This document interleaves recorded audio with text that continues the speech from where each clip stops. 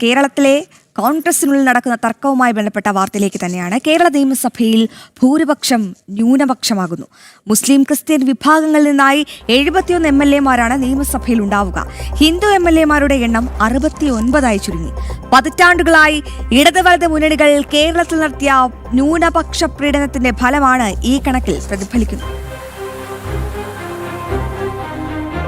നിയമസഭയിലേക്ക് നടന്നു കയറുന്ന ജനപ്രതിനിധികളിൽ ഭൂരിഭാഗം പേരും ന്യൂനപക്ഷ വിഭാഗത്തെ കൂടി പ്രതിനിധാനം ചെയ്താണ് ഇത്തവണ സഭയിലേക്ക് എത്തുന്നത്. ഇതോടെ വിജയിച്ച 140 MLA-മാരുടെ തലയെണ്ണിയാൽ 71 പേര് ന്യൂനപക്ഷ വിഭാഗത്തിൽ നിന്നുള്ളവർ. UDF-ൽ നിന്നാണ് പ്രതിനിധികളേറെയും. ജയിച്ച 102 സീറ്റുകളിൽ ക്രൈസ്തവ മുസ്ലിം വിഭാഗത്തിൽ നിന്ന് യഥാക്രമം 33-ഉം 30-ഉം എന്നിങ്ങനെയാണ് കണക്കുകൾ സൂചിപ്പിക്കുന്നത്. 3, 5 എന്ന ക്രമത്തിലാണ് LDF-ലെ ന്യൂനപക്ഷ പ്രാതിനിധ്യം.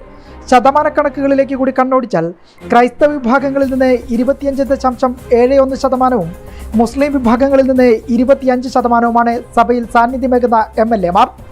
ഇരുമുന്നണികളിലെയും ഹിന്ദു MLA-മാരുടെ എണ്ണം 69-മാണ്. ഇതിനിടെ പലയിടങ്ങളിലും ഹിന്ദു വിഭാഗത്തിലെ MLA-മാരുടെ വോട്ട് ശതമാനത്തിൽ വലിയ ഇടിവും പ്രകടമാണ്. മുസ്ലിം വിഭാഗങ്ങളുടെ വോട്ട് വിഹിതത്തിലാകട്ടെ ക്രമാതീതമായ വർധനവും രേഖപ്പെടുത്തിയിട്ടുണ്ട്. പുതുപ്പള്ളി, പാല, തവനൂർ, കോഴിക്കോട് തുടങ്ങിയ മണ്ഡലങ്ങളിലെല്ലാം ക്രൈസ്തവ മുസ്ലിം വിഭാഗത്തിലെ ന്യൂനപക്ഷ വോട്ടുകൾ വലിയ തോതിൽ ഉയർന്നിട്ടുമുണ്ട്. PK കുഞ്ഞാലിക്കുട്ടി, ചാണ്ടിയുമ്മൻ എന്നിവരുടെ ഭൂരിപക്ഷത്തിൽ ഈ കണക്കുകൾ വളരെ വ്യക്തമാണ്.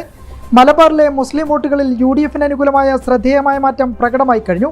ന്യൂനപക്ഷ ഏകീകരണമാണ് വൻതോൽവിക്ക് കാരണമായതെന്ന് ഇടതുമുന്നണി ഇതിനോടകം സമ്മതിച്ചു കഴിഞ്ഞിട്ടുണ്ട്.